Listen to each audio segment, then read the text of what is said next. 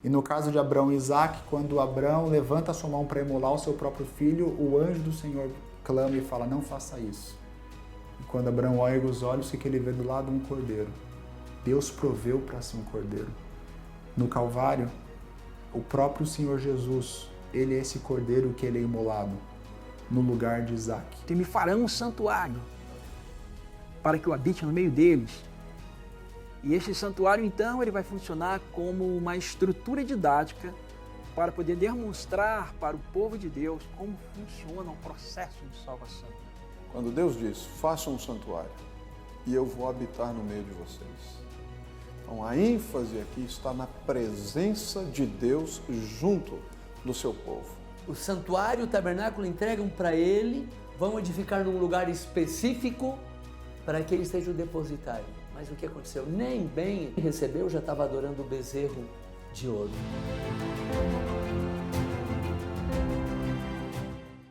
Então, Jesus se tornou para nós justificação, santificação, redenção. São os 3 passos que passa o caminho de Deus. Deus, ele planeja algo na eternidade passada, ele executa o seu plano de salvação, fazendo símbolos de sacrifícios que apontavam para ele vir. Ele vem, sendo a realização de todos esses símbolos de sacrifício do santuário. Esta apresentação aqui de várias palavras diferentes para pecado no contexto do santuário evidenciam que Deus, em Cristo, fez uma provisão para os pecados da humanidade, qualquer tipo de pecado. Então, há possibilidade de arrependimento, de conversão e de salvação para todo pecador. Que a religião do Antigo Testamento não era diferente da religião do Novo. A única distinção é que no Antigo Testamento se havia a expectativa do Cordeiro de Deus, do Messias que viria para resolver o problema do pecado. No Novo Testamento ele já veio.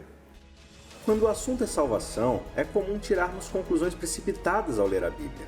Muitos entendem que, embora o Novo Testamento trabalhe com o conceito de graça através do Evangelho, no Antigo Testamento as coisas eram diferentes e as pessoas precisavam obedecer à lei e realizar boas obras para alcançarem a redenção. Mas ao olharmos atentamente para a narrativa bíblica, veremos que toda a provisão para o perdão dos pecados e redenção da humanidade já haviam sido organizados dentro do sistema de culto e adoração do santuário. As diversas formas de pecado, desobediência e rebelião eram todas alcançadas pelo perdão de Deus através dos diversos tipos de sacrifícios e rituais que eram realizados no dia a dia do povo israelita. No episódio de hoje, daremos um passo para mais perto do santuário para observarmos sua estrutura e aprendermos mais sobre a graça e o perdão de Deus. Não saia daí, estamos só começando.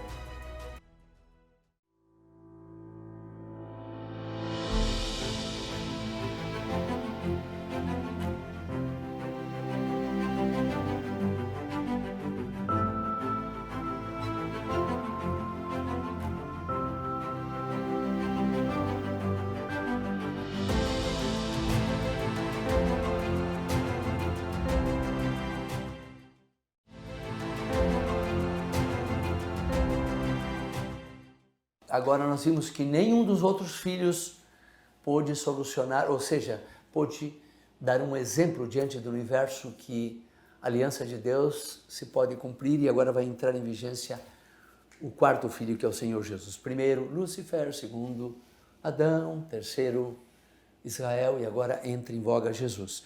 O tema ali de Isaías é muito mais amplo, mas nosso tema agora não é Isaías. Nós podíamos ver ali o filho no capítulo 7, no capítulo 9, um filho nos nasceu, uma criança nos deu, etc. ali, que é um verso que nós utilizamos quando falamos sobre a divindade do Senhor Jesus. Mas agora vamos ir a Salmo 68, que nós utilizamos lá no primeiro tema, no Salmo 68, verso 24. 68, 24. Viram os teus caminhos, ó Deus, os caminhos de meu Deus, do meu Rei, no santuário. Agora vem a grande pergunta, o caminho de Deus eu posso só conhecer, a luta entre o bem e o mal, que é onde Deus vem transitando para nos salvar, e ela está no santuário. Como é que eu posso entender esse caminho? Quando eu falo do caminho de Deus, o Novo Testamento nos deixa muito claro quem é o caminho. São João 14,6. Não precisamos ler porque todos conhecemos esse verso. Eu sou o caminho. Agora esse caminho, segundo 1 de Coríntios, capítulo 1, 30, ele vai passar por 3 passos. 1 Coríntios 1:30. 1:30. Telespectador que queira acompanhar-nos. 1:30. Diz assim: mas por ele estáis vós em Cristo Jesus, o qual foi feito de Deus sabedoria, para nós justificação, santificação, redenção. Então o caminho, se a gente quer conhecer o caminho de Deus, está onde? No santuário. Quem é o caminho de Deus? É Jesus. Então Jesus se tornou para nós justificação, santificação, redenção. São os 3 passos que passa o caminho de Deus. O caminho de Deus está no santuário, o caminho de Deus é Jesus e ele passa por esses 3 passos. Eu faço uma coisa, derramo um sangue, agora você faz uma coisa por mim. Se eu te dou, eu faço e você me dá. Essa barganha do eu faço e você me dá não é com Deus. O pessoal não levava o sacrifício para aplacar a vida de Deus. O sacrifício é um tipo do que Deus ia fazer, do que Deus fez por nós, porque isso era desde a fundação do mundo. Então com Deus não tem barganha, Deus começa com a iniciativa. Deus, a predestinação é para que todos se salvem. Ele fez as provisões, ele falou sim para a gente pergunta é, a gente vai falar sim para o sim dele ou não? Essa é a pergunta. Então isso tira o peso do evangelista, isso tira o peso das obras, ele tira o peso de ver a lei de forma legalista. O que eu preciso fazer? Não é barganhar com Deus, vou ter que guardar o sábado, ter que guardar os 10 mandamentos. Não, isso é consequência. O que eu tenho que fazer agora? Eu tenho que ver a iniciativa dele. Ver que ele fez todas as provisões, não na hora do acidente, mas Efésios 1:4. Antes da fundação do mundo, isso é tremendo. Todas as providências foram feitas e agora na execução do plano, ele vem ele mesmo. A encarnação, novamente, quando abre em Mateus capítulo 1, você vai falar genealogia de Jesus Cristo, começa a falar genealogia. O que significa isso? Significa justamente aquela semente que ia ter inimizade com a serpente, ela iria vir. E agora ela veio, na plenitude dos tempos, para pisar na cabeça dessa serpente. E quando pisa na cabeça da serpente, com o brado está consumado, o plano de salvação está ganho. A vitória está ganha. E agora, essa vitória com seu sangue derramado na cruz, existem um momento de descanso naquele domingo de manhã, quando o brado do Senhor ressuscita o Senhor Jesus, e ele vai aos céus, ser entronizado, fazer com que o seu sacrifício seja aceito pelo Pai. E agora, com o seu sacrifício aceito pelo Pai, ele começa esse processo de intercessão para finalizar o plano de salvação. Então veja, Deus ele planeja algo na eternidade passada, ele executa o seu plano de salvação, fazendo símbolos de sacrifícios que apontavam para ele vir. Ele vem, sendo a realização de todos esses símbolos de sacrifício do santuário, dos animais mortos, sacrificados, etc. Ele é esse cordeiro perfeito. É isso o cordeiro de Deus que tira o pecado do mundo, João capítulo 1, verso 20. E agora esse sacrifício ele é feito de forma plena, completa, ele é puro, ele é exatamente esse cordeiro puro, sem defeitos, nenhum osso dele é quebrado. Eles quebram as pernas, os 2 ladrões na cruz não quebram a perna de Jesus. Ele é esse tipo perfeito. E quando esse sacrifício é feito, ele vai aos céus em sua ascensão, final dos evangelhos, começo de Atos, e nos céus ele é entronizado, o seu sacrifício é aceito, ele se assenta ao lado do Pai. Apocalipse capítulo 4, capítulo 5, descrevem essa cena maravilhosa. Lembra de Salmo 110, verso 1? Diz, o Senhor disse ao meu Senhor, assenta-te à minha direita. Então, Apocalipse capítulo 4, verso 5, capítulos 4 e 5, mostram justamente essa cena onde Deus se assenta ao lado do Senhor. O seu sacrifício é aceito. E agora o plano de salvação, ele ganha esse volume no sentido de que Deus ele materializou a provisão de salvação para toda a raça humana. A realidade do santuário e seus sacrifícios apontava para o desejo de Deus em lidar com o pecado sem precisar dar um fim ao pecador arrependido. Embora a lei e a santidade estivessem intrinsecamente ligadas à realidade do povo hebreu, não havia sequer uma noção de que eles alcançariam isso dentro de sua condição humana. É por isso que a provisão de cordeiros para serem sacrificados em lugar do pecador demonstravam a graça de Deus de lidar com o pecado em seu Filho. Quando nós olhamos para o Antigo Testamento, nós não vemos ali uma expectativa de perfeição, de impecabilidade, de viver sem pecado para poder ser salvo. É claro que Deus espera que o povo seja santo como Ele é santo, mas havia provisão para o pecado. E a provisão para o pecado era o sacrifício do Cordeiro que apontava para Cristo. O perdão dos pecados em Israel era feito da mesma maneira que no Novo Testamento. Vamos dar uma olhada em Levítico 4, nós vamos ver diferentes grupos de pessoas que buscam o perdão de Deus, que pecam, buscam o perdão de Deus e o perdão é alcançado da mesma maneira. Vamos dar uma olhada lá rapidamente em Levítico 4. Levítico 4, verso 3. Se o sacerdote ungido pecar para escândalo do povo, oferecerá pelo seu pecado um novilho sem defeito ao Senhor como oferta pelo pecado. Então, é interessante que até o sacerdote era passível de pecado e ele não teria que fazer obras meritórias para resolver o problema. O que ele tinha que fazer era oferecer um sacrifício. Agora vamos para os versos 13 e 14 ainda aqui do capítulo 4. Mas se toda a congregação de Israel pecar por ignorância, e isso for oculto aos olhos da coletividade, e se fizerem contra algum dos mandamentos do Senhor aquilo que não deve fazer e forem culpados, e o pecado que cometerem for notório, então a coletividade trará um novilho como oferta pelo pecado e o apresentará diante da tenda da congregação. Então, se toda a congregação pecasse, tinha um sacrifício disponível. E se o príncipe pecasse? Verso 22. Quando um príncipe pecar e por ignorância fizer alguma dessas coisas que o Senhor seu Deus ordenou, se não fizesse, e se tornar culpado, ou se o pecado em que ele caiu lhe for notificado, trará por sua oferta um bode sem defeito. E aí no verso 27, se qualquer pessoa do povo da terra pecar por ignorância, por fazer alguma das coisas que o Senhor ordenou, se não fizesse, e se tornar culpada, ou se o seu pecado em que ele caiu lhe for notificado, trará por sua oferta uma cabra sem defeito pelo pecado que cometeu. Então, o que nós podemos observar aqui é, se o sacerdote pecar, se o príncipe, se toda a congregação, se qualquer pessoa, a solução era a mesma. A solução era o sacrifício que apontava para Cristo. A remissão dos pecados, o perdão dos pecados não se dava por méritos, não se dava por obras, não se dava por cumprir a lei, dava-se sempre pelo sacrifício do Cordeiro. E é interessante que no santuário já havia o sacrifício da manhã e da tarde. Ou seja, havia provisão para perdão dos pecados. Por que havia essa provisão para perdão dos pecados? Porque Deus sabia que o povo ia buscá-lo, ia procurar ser santo como ele era, mas ainda estaria cometendo pecados e erros. Então, quando a gente olha a religião do Antigo Testamento como uma religião legalista, nós estamos olhando de maneira equivocada. Porque era uma religião que entendia que as pessoas às vezes caíam, não era a favor do pecado de qualquer jeito, o pecado de mão levantada, o pecado de rebelião, mas as pessoas são falíveis e podem errar. Para aqueles que errassem, havia provisão. A provisão era o sacrifício que apontava para Jesus.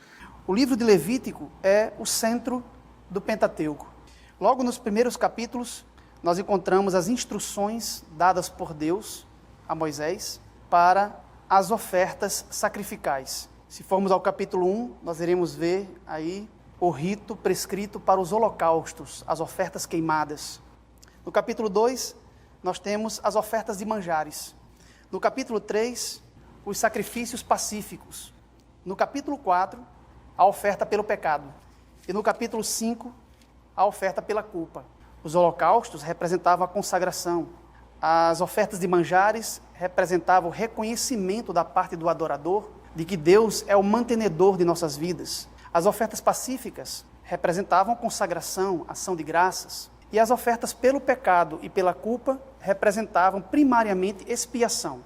Embora o elemento expiatório estivesse presente em todas as ofertas, eles estavam mais presentes nessas duas últimas categorias de oferta, a oferta pelo pecado e a oferta pela culpa. Para os propósitos da teologia adventista, para a compreensão da doutrina adventista da expiação, nós iremos nos focar agora nessa última categoria de ofertas, que é a oferta pelo pecado e a oferta pela culpa. Como era feito o ritual da oferta pelo pecado? Nós iremos encontrar a descrição dos ritos da oferta pelo pecado em Levítico capítulo 4. Levítico capítulo 4, verso 3. Se o sacerdote ungido pecar para escândalo do povo, oferecerá pelo seu pecado um novilho sem defeito ao Senhor como oferta pelo pecado. Trará o novilho à porta da tenda da congregação perante o Senhor, porá a mão sobre a cabeça do novilho e o imolará perante o Senhor. Então o sacerdote ungido tomará do sangue do novilho e o trará à tenda da congregação, e molhando o dedo no sangue, aspergirá dele 7 vezes perante o Senhor, diante do véu do santuário. Também daquele sangue porá o sacerdote sobre os chifres do altar do incenso aromático perante o Senhor, altar que está na tenda da congregação, e todo o restante do sangue derramará à base do altar do holocausto, que está à porta da tenda da congregação. Toda a gordura do novilho da expiação tirará dele e será queimada sobre o altar. Aqui nós encontramos toda a descrição do ritual da oferta pelo pecado em favor do sacerdote. Quando o sacerdote ungido pecava para o escândalo do povo, ele deveria levar como oferta pelo seu pecado um novilho à porta da tenda da congregação e proceder todos esses ritos que foram agora lidos. Ele deveria impor as mãos sobre a cabeça da vítima sacrificial, imolar o animal, depois deveria coletar o sangue da vítima e fazer o rito da manipulação do sangue do sacrifício, levar o sangue para dentro da tenda da congregação, termo técnico para se referir ao lugar santo. Ele deveria aspergir o sangue com o dedo 7 vezes diante do véu e deveria colocar um pouco do sangue nas pontas do altar de incenso aromático, o altar de ouro que ficava dentro do lugar santo. E depois deveria descartar o restante do sangue à base do altar de holocausto, o altar de bronze, lá fora no pátio. Ele deveria tirar a gordura do animal e queimá-la sobre o altar. E todo o restante do corpo do animal deveria ser queimado lá fora, fora do pátio, no lugar limpo onde se lançavam as cinzas. Esses são os procedimentos para a oferta pelo pecado do sacerdote e também para toda a congregação, caso houvesse um pecado coletivo, caso toda a comunidade pecasse por ignorância, o ritual seria praticamente o mesmo. No caso de um príncipe, o líder político do povo, ou uma pessoa, um indivíduo comum do povo, pecasse, ele deveria levar ao santuário uma oferta pelo seu pecado. Mas nesse caso o rito era diferente. Nós temos aí a descrição do ritual a partir do verso 27. Se qualquer pessoa do povo, da terra, pecar por ignorância, por fazer alguma das coisas que o Senhor ordenou se não fizesse, e se tornar culpada, ou se o pecado em que ela caiu lhe for notificado, trará por sua oferta uma cabra sem defeito pelo pecado que cometeu. Veja que já muda aqui o animal que seria a vítima sacrificial, né? E porá a mão sobre a cabeça da oferta pelo pecado e a imolará no lugar do holocausto. Então o sacerdote com o dedo tomará do sangue da oferta e o porá sobre os chifres do altar do holocausto, e todo o restante do sangue derramará à base do altar. Tirará toda a gordura, como se tira a gordura do sacrifício pacífico. O sacerdote a queimará sobre o altar, como aroma agradável ao Senhor, e o sacerdote fará expiação pela pessoa e lhe será perdoado. Perceba que aqui nós encontramos algumas distinções dentro do rito. Quando o sacerdote ou toda a congregação pecava, eles deveriam levar ao santuário um novilho, haveria o rito de imposição de mãos, logo em seguida a vítima sacrificial seria imolada, o abate ou o sacrifício propriamente dito da vítima sacrificial, depois o sangue deveria ser ministrado, o rito de manipulação do sangue sacrificial.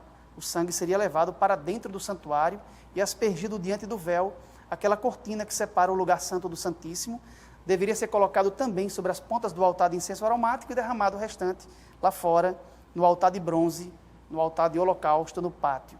E o animal seria queimado fora do arraial. A gordura queimada sobre o altar e o animal queimado fora do arraial. No caso do pecado do indivíduo ou do príncipe, nós temos uma pequena mudança no ritual. Haveria o rito de imposição de mãos, sobre uma cabra, a imolação, o sacrifício propriamente dito, mas o sangue não seria levado para dentro do santuário, neste caso específico. O sacerdote deveria comer a carne do sacrifício, o ritual de comer a carne sacrificial, para levar a iniquidade do povo, vicariamente. E a gordura era queimada sobre o altar. Então nós percebemos uma certa distinção aqui. Embora os livros do Pentateuco possam ser pesados para uma leitura devocional da Bíblia, uma observação atenta de suas páginas nos levará à reflexão de que Deus estava apontando um caminho de graça e perdão para seus filhos, independente do pecado cometido. O cuidado desse Deus em abranger a totalidade da vida e rotina do povo em volta do santuário demonstrava essa necessidade de que eles entendessem o quanto precisavam da provisão divina em seu favor. Então, no livro de Êxodo nós encontramos a ordem de Deus para que o santuário seja construído, para que Deus habite no meio do seu povo. No livro de Levítico nós encontramos as orientações de Deus para a operacionalização do santuário, o que deveria acontecer ali. Então nós encontramos, por assim dizer, as leis do santuário no livro de Levítico. O que deveria acontecer o que deveria ser realizado, na verdade, no santuário para resolver o problema do pecado. Então Deus dá todas as orientações. Quando alguém fizer isso, então tem que oferecer isso. Quando alguém fizer aquilo, então tem que oferecer. Então é uma especificidade, é muito detalhado aquilo que tem que acontecer. E nós temos 3 palavras para pecado que são básicas aqui em Levítico. A primeira delas é het, que faz referência ao pecado de uma maneira geral, é o pecado como errar o alvo. Você tem uma outra palavra que seria avon, que é iniquidade, traduzido em português como iniquidade. E tem uma palavra que é a palavra mais forte para pecado que nós encontramos no Antigo Testamento, que é pechá, que é traduzido como transgressão. É o pecado de rebelião contra Deus. É o indivíduo que se rebela contra o Senhor. E por que é importante saber que no santuário há provisão para esses tipos de pecado? Porque não há nada que você faça que não possa ser perdoado por Deus. Então Deus tem uma solução para o problema do pecado. Mas existe uma situação que aparentemente, não tinha provisão no sistema legal do santuário para resolver.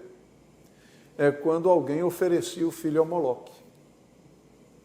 A pessoa, não há uma prescrição legal, não há uma oferta específica para resolver esse tipo de problema. A pessoa que oferecesse o filho, que sacrificasse o próprio filho a Moloque, deveria ser morta. E aqui está uma situação interessante, porque Manassés, o rei Manassés, ele sacrificou o filho a Moloque e ele não foi morto. Pelo contrário, pelo texto bíblico, nós sabemos que Manassés se arrependeu, apesar de todas as atrocidades que cometeu, e Deus o aceitou de volta. Então, isto é extremamente relevante. Esta apresentação aqui de várias palavras diferentes para pecado no contexto do santuário evidenciam que Deus, em Cristo, fez uma provisão para os pecados da humanidade, qualquer tipo de pecado. Então, há possibilidade de arrependimento, de conversão e de salvação para todo pecador. Ninguém está fora do alcance da provisão salvífica de Deus através de Jesus Cristo. A religião judaica, ela não tinha expectativa de que nem o sacerdote conseguisse viver sem pecado, perfeito. Essa impecabilidade não era a condição para ser salvo. E isso fica claro porque você tem um sacrifício. Se Deus instituiu o sacrifício pelo pecado, é que entendia que não seria pelas obras. O perdão, a restauração, vai se dar mediante o sacrifício, que era um sacrifício que era, Levítico, eu acho que é 17, fala que é o próprio Deus que dá. Você tem a oração, por exemplo, de Daniel, Jonas, Deus se apresentando para Moisés como misericordioso. A ideia em Israel não era ferro e fogo, não era diferente do Novo Testamento. No Antigo Testamento, as pessoas clamavam a Deus porque Ele era misericordioso, as pessoas ofereciam o sacrifício, ou seja, o perdão dos pecados se dava pelo sacrifício, que apontava para o sacrifício futuro. não por obras meritórias, não por nada disso. Né? Pelo menos as bases do que Paulo vai apresentar em Romanos, em Gálatas, já estavam presentes lá no... E o dia a dia do judeu, do verdadeiro religioso, ou que seguia as orientações da Torá, era de justificação pela fé, não era pelas obras. Você primeiro vem a graça, depois você tem a lei. E é Deus que vai estar trabalhando para você poder cumprir a lei. E essa presença do sangue, aspergida no chifre, que chifre tem uma ideia de poder, então o poder estava no sangue do sacrifício do cordeiro. Assim, não dá para você pensar que o levar o sacrifício era uma obra. O se dava era no sacrifício, o cordeiro que fica no seu lugar. Então, assim, eu vejo isso como uma justificação pela fé na religião judaica. Você não tem as pessoas tendo que pagar alguma coisa, fazer alguma coisa para ser salvo. E mesmo aquela ideia de faça isso e viverás aparece lá em Romanos depois. Né? A santificação, todo esse processo de ser escravo de Deus. Em Romanos 6, Deus tira o povo de Israel do Egito para ser escravo dele. A tradução lá está como servo, e em Romanos também está como servo, mas a saída do Egito para se tornar servo de Deus é a saída do pecado para se tornar servo de Deus. Você não tem, assim, diferença. A única diferença é que havia uma expectativa de um lado e uma realização do outro. Mas o processo era sempre o mesmo. Quando você vê as orações mesmo lá de Daniel e tal, não confio nos nossos méritos, mas na sua graça, na sua misericórdia. Você não vê ali uma oração tipo, eu fiz isso, eu fiz aquilo. Para nós é o corar de vergonha no rosto, mas confiamos nas suas misericórdias. Quer dizer, não é uma bênção por mérito, né? O João, no Novo Testamento, lá em 1 João 2, verso 1, ele diz o seguinte: filhinhos meus, essas coisas vos escrevo para que não pequeis. Se todavia alguém pecar, temos advogado junto ao Pai, Jesus Cristo, o justo. Ele é a propiciação pelos nossos pecados, e não somente pelos nossos próprios, mas ainda pelos do mundo inteiro. Olha, o que João está dizendo aqui é praticamente a mesma coisa da religião de Israel. Não devemos pecar, mas se pecarmos, temos Jesus para resolver o nosso problema. Ele como nosso advogado, como a nossa propiciação, não somente nós, mas de todos. Assim como o sacrifício era para o sacerdote, para o príncipe, para alguém da população, para toda a congregação, aqui se repete isso. Então, o que nós podemos observar é que a religião do Antigo Testamento não era diferente da religião do Novo. A única distinção é que, no Antigo Testamento, se havia expectativa do Cordeiro de Deus, do Messias que viria para resolver o problema do pecado. No Novo Testamento, ele já veio.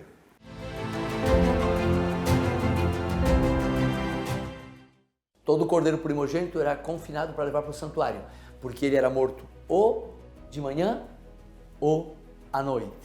Quem dava esse cordeiro, então, não era nenhum ser humano, era quem? Deus, como Deus deu o cordeiro lá no Calvário. Embora nossos pecados tenham sido colocados sobre Cristo na cruz, esses pecados não eram dele em si. Ele não teve nenhuma participação nesses pecados. Ele tomou sobre si esses pecados, pecados de outrem, mas ele permaneceu santíssimo e incontaminado. Deus dava o cordeiro por quantos? Por todos os israelitas. Todos salvavam? Não, tinha que aceitar o cordeiro. Hoje Deus deu o cordeiro no Calvário por quantos? Por todos. Todos se salvam?